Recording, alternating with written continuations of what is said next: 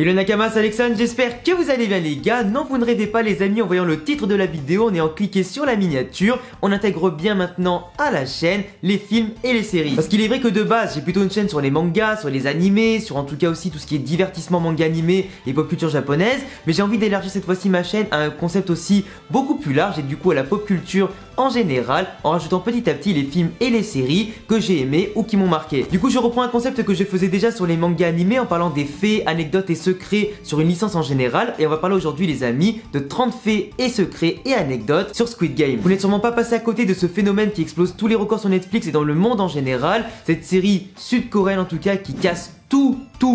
Et j'avais envie d'apporter un petit peu ma pierre à l'édifice, comme j'ai plus ou moins bien aimé la série en tout cas. Il y a eu des moments où c'était un petit peu mou, puis sur la fin en tout cas ça m'a quand même bien hypé. Et j'ai fait pas mal de recherches pour vous parler en tout cas aujourd'hui de faits, de secrets, d'anecdotes et aussi de théories sur la licence de Squid Game. Donc si jamais ça vous plaît que je parle de séries, de films et pourquoi pas que vous kiffez les vidéos sur Squid Game, n'hésitez pas à bombarder les likes, à vous abonner bien évidemment et cocher la cloche pour pas rater les futurs concepts qui vont arriver et aussi les vidéos sur d'autres licences pourquoi pas que tu pourrais aimer. Et me dire surtout quelle autre série tu voudrais que je fasse avec ce concept là, et si jamais tu veux un épisode 2 sur Squid Game. Et si jamais vous avez d'autres faits, secrets, anecdotes de tournage ou je sais pas quoi rajouter dans les commentaires, n'hésitez pas non plus. En attendant les amis, on est parti pour 30 faits sur Squid Game.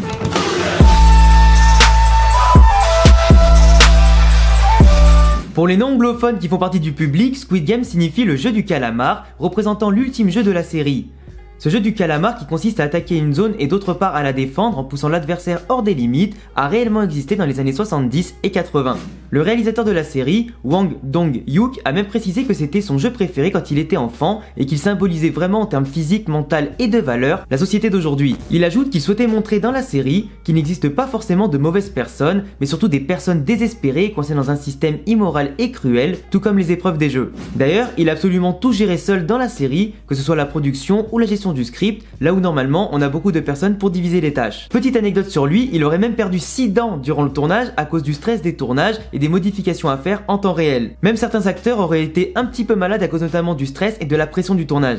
La série devait même exister depuis 2008, mais son producteur notamment a mis plus de 10 ans à faire accepter le concept par un distributeur officiel de série, en attendant bien sûr le bon moment car selon lui, soit ça cartonnait de fou, soit ça flopperait direct. Il n'y aurait pas eu de juste milieu et du coup le fait qu'on parle beaucoup en ce moment d'argent, de crypto-monnaie et tout ça, il pensait que c'était le bon moment. Le concept de Squid Game a été inspiré sur pas mal de points en tout cas par pas mal de films et de licences phares, comme notamment le film Battle Royale sorti en 2000, mais aussi quelques licences comme Hunger Games ou encore Alice in Borderland. Et pour les amoureux des mangas de la chaîne, le manga Kaiji a également joué un grand rôle sur le côté écriture, l'argent et la psychologie des personnages. Les acteurs étaient tous à l'unanimité époustouflés par les décors, et certains ont même failli se faire virer de leur poste en postant notamment des stories Instagram du tournage et des décors. Donc oui, on peut clairement se le dire, ça ne rigole pas du tout en Corée du Sud. La plupart des décors étaient montés et pour la plupart qui n'étaient pas montés justement, tout a été tourné sur de gigantesques fonds bleus recouvrant l'ensemble des studios, permettant bien sûr pour ceux qui ne le savent pas, d'incruster ensuite les décors en post-production. La production de la saison 1 a coûté plus de 20 milliards de won sud-coréens, environ 15 milliards d'euros, et aurait déjà rapporté à Netflix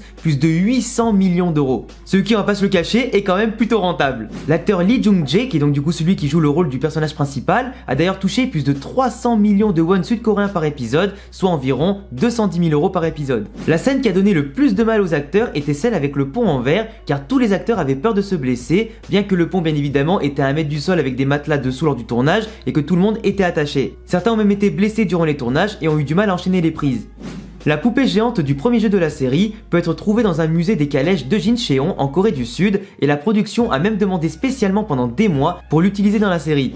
Les escaliers des structures de Squid Game menant aux différents jeux ont été colorés de façon à ressembler et à recréer notamment l'expérience d'un terrain de jeu pour enfants, ce qui est quand même plutôt sadique comme ambiance. Ils ont d'ailleurs été inspirés par la relativité de M.C. Escher qui avait lui-même inspiré la structure des escaliers dans Harry Potter ou encore dans Labyrinthe. La structure des Squid Game a surtout été inspirée par un architecte catalan Ricardo Bofill, avec son magnifique bâtiment appelé la Muraille Rouge, construit en 1973 à Alicante. Les escaliers colorés qui s'y trouvent sont quasiment à l'identique par rapport à la série.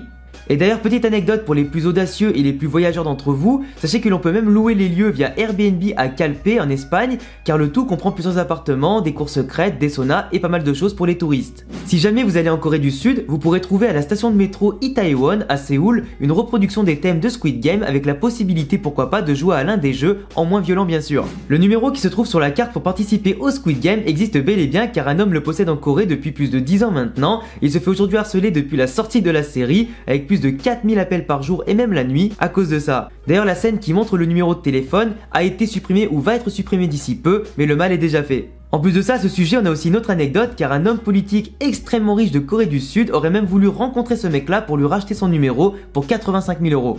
Si jamais vous vous demandez pourquoi le personnage de Ji-Hoon s'éteint les cheveux en rouge à la fin de la série, ce n'est pas pour infiltrer l'organisation des Squid Game car cette théorie a été démentie par le producteur. Il s'agit simplement de représenter la colère du personnage avec un côté loufoque et une volonté bien sûr de changer radicalement. En plus, il ne pleure pas le décès de sa mère à la fin de la série car il était émotionnellement vidé par les Squid Game, une coquille vide sans chagrin, juste pleine de haine. D'ailleurs, certaines théories parleraient de Ji-Hoon comme le futur organisateur des Squid Game, même si tout cela était quasiment démenti par la production, à moins bien évidemment qu'il ne s'agisse d'un coup de bluff pour brouiller les pistes. Le recruteur est le seul à ne pas posséder de masque, utilisant son sourire et son sens de la psychologie pour attirer les joueurs plus facilement. Car forcément, s'il portait un masque et le même costume que les autres employés, en tout cas des Squid Game, il ne pourrait pas bien sûr approcher les gens dans leur ensemble, ni gagner leur confiance. Les enveloppes rouges et les enveloppes bleues notamment que possèdent les recruteurs quand ils abordent les gens et du moins les futurs joueurs, cela permettrait de savoir si la personne va devenir un employé des Squid Game ou simplement un joueur. Si on choisit l'enveloppe rouge comme l'a fait notamment Ji-Hoon, on deviendrait un joueur et si on choisit la bleue, on deviendrait un employé. Les deux types d'enveloppes visent en général la même catégorie de personnes qui sont en général, comme vous savez tous, plutôt surendettées, un peu instables, pleines de problèmes et surtout désireuses de devenir riches pour s'en sortir et se retrouvant bloquées dans un système qui les dépasse. Pour parler un petit peu d'incohérence sur Squid Game, vous avez peut-être dû remarquer que certains hommes et certaines femmes possédaient le même numéro. Du moins ceux que nous voyons dans les jeux n'avaient plus le même visage et sexe à l'écran des éliminés. Petite boulette de la part de la production. Le fameux joueur aussi qui soi-disant arrivait à discerner la qualité des plaques de verre aurait apparemment 123 ans d'après l'écran. Du moins il s'agit d'une erreur d'écriture car quand il meurt son âge est affiché avec son nom, mais quand on le regarde il n'a bien sûr pas du tout 123 ans.